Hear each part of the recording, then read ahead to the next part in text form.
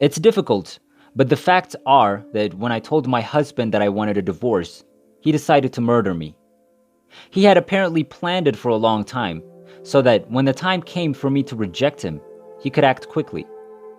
Our three children were staying next door that night, so after several hours of talking with him in our home, I got up to walk next door and remain with the kids. It was 3 o'clock in the morning. I got as far as the front door before he bolted in front of me and locked it.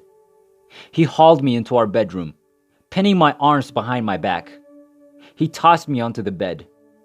He then climbed upon my back and sat over my abdomen. As I looked at him, I noticed something shiny in his right hand. As the sparkling thing approached my face, I threw my palm up to stop it. It was the shiny new 8-inch sewing scissors I'd just purchased a few days before. All I knew was that the object had to be stopped, without even recognizing it was a pair of scissors with the open blade.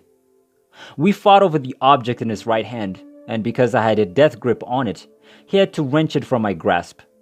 As he did so, the blade of the scissors severed all the nerves and tendons on my left hand, rendering it useless. I screamed, but no one could hear what I was saying. I knew no one would come to my rescue. I could see the wrath on his face as he held the scissors high above his head again. This time, my hand was worthless to defend myself.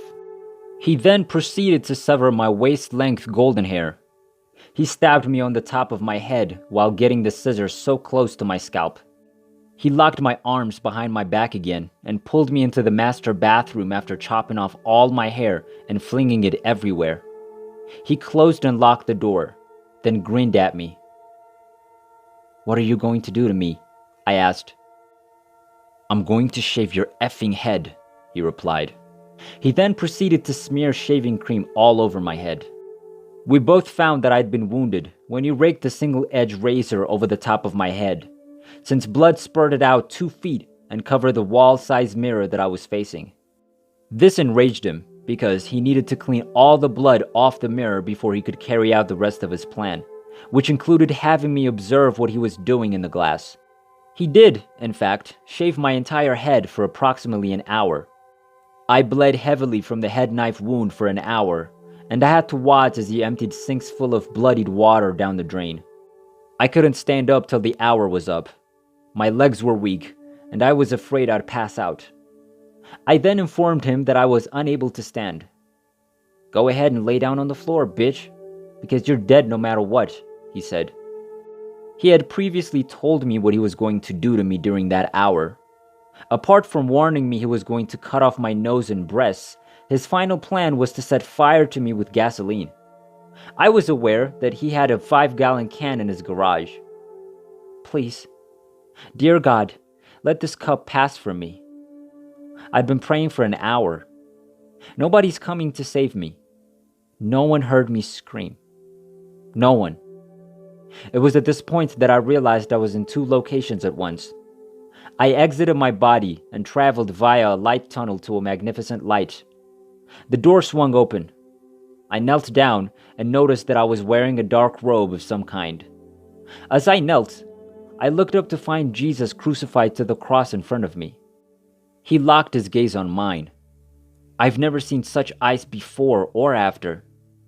I asked him, without saying anything, "What do I do?" as he gazed into my eyes. He said, "Forgive him," without saying anything.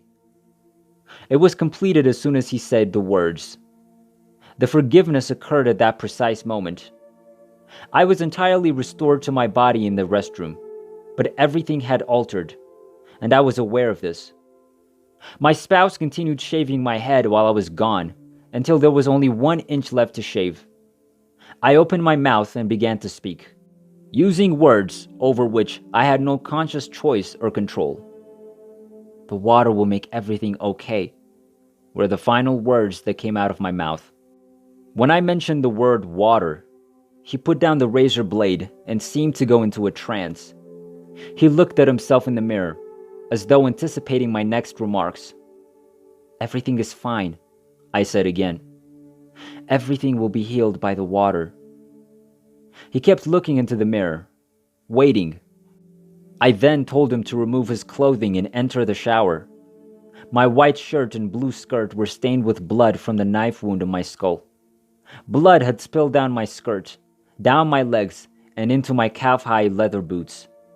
As a result, my husband had already taken off all of my clothes so he wouldn't have to see the blood. Thus, I had been naked for the majority of the ordeal.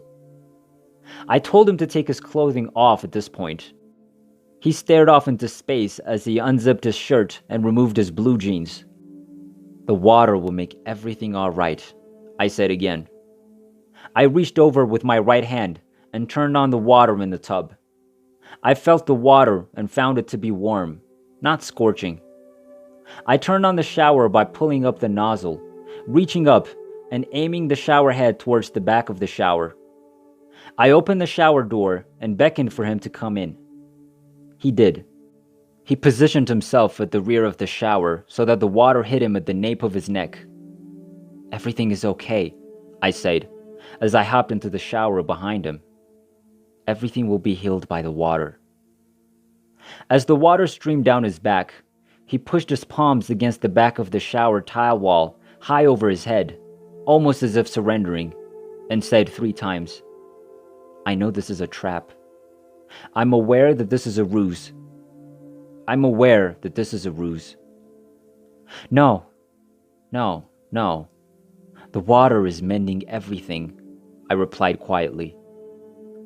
I knew I was waiting for the ultimate word. The word that would set me free, as I stood there within inches of his back. I knew there would be a word that would save me. I could feel the world's heartbeat in the room, and it became so strong that I thought the room would explode. "Now!" exclaimed the blast. When I heard the word, I threw open the shower door, leapt out of the shower, opened the bathroom door, and dashed down the long hallway from the master bedroom to the opposite side of the house, all the way to the front door. I opened the deadbolt and dashed across the grass, never looking back. I knew there wasn't even time for that. Simply run. I dashed over to my next-door neighbor's house, where my 3 children were sleeping. It was now around 5 a.m., and I turned the front doorknob. It had been unlocked. I dashed in and locked the door behind me. My spouse was beating on the door, attempting to get in within seconds. Of course, my neighbors were awake by this point and dialed 911. Everything that happened after that is another long story, but all I knew at the time was that I was alive. I had only one thought: I'm alive.